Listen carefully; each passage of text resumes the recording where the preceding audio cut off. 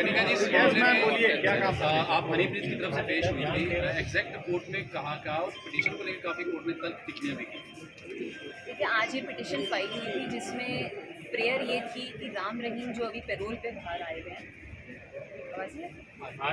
बोलते रहूँ। पिटीशन में प्रेयर ये थी कि जो राम रहीम अभी पैरोल पे वापस बाहर आए हुए हैं वो असली राम रहीम नहीं है बल्कि एक डमी राम रहीम है। इस पिटीशन पे आज आर्ग्यूमेंट्स हुई और रिस्पोंडेंट नंबर 4 हनीप्रीत की तरफ से हम अपीयर हुए और कोर्ट ने बहुत ही स्ट्रॉन्ग ऑब्जर्वेशंस के साथ इस पिटीशन को डिसमिस किया।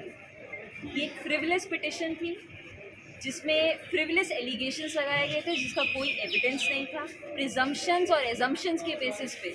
और कोर्ट ने भी ये ऑब्जर्वेशन दी पिटिशनर को सबसे पहले कि लगता है आप एक कोई फिक्शन मूवी देखकर आए हैं और फिक्शन मूवी के हिसाब से आप ये एलिगेशंस लगा रहे हैं और पिटिशन फाइल कर दी है। कोर्ट ने इतना तक कहा कि एटलीस्ट आप रीड तो कीजिए कि आपने पिटिशन में लिखा क्या है।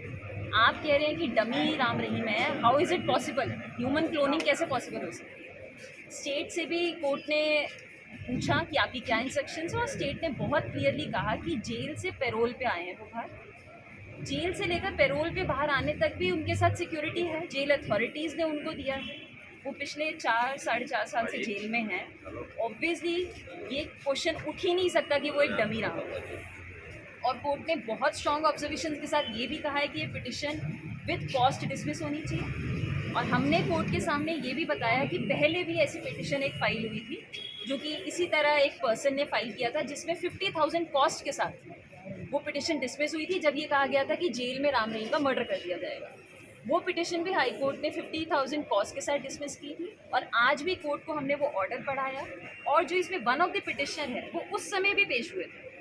ये सारे फैक्ट्स हमने कोर्ट के सामने रखे और कोर्ट ने पिटिशन को डिसमिस कर दिया। क्या कुछ जुर्माना लगाएगा? अभी जो कॉस्ट लगनी है वो नहीं बताई गई है, बट कॉस्ट लगाई जाएगी ऐसा कोर्ट ने कहा।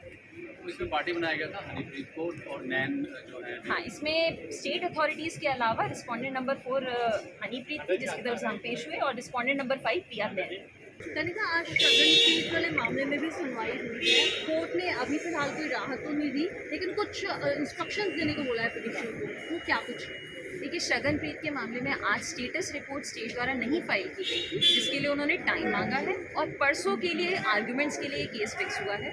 तब तक स्टेटस रिपोर्ट भी आ जाएगी जिसकी कॉपी को हमें भी सप्लाई करेंगे। कोर्ट ने कहा है कि शगनप्रीत को मैसेज कन्वे किया जाए कि अगर इंटरिम मिलती है तो उसको भी कर सकते हैं। वो तमाम कोर्ट ने एक हमसे क्वेरी करा था कि इन केस कोर्ट इंटरिम देता है और शगनप्रीत इंटरिम के बाद वापस आते हैं पर उसके बाद फाइनली अगर पिटिशन डिसमिस होती है तो क्या पिटिशनर इसके लिए कंफर्टेबल है आने के लिए? तो हमने कोर्ट के सामने कहा कि ये क्वेरी हम पहले ही पिटिशनर से इंस्ट्रक्शंस ले चुके हैं।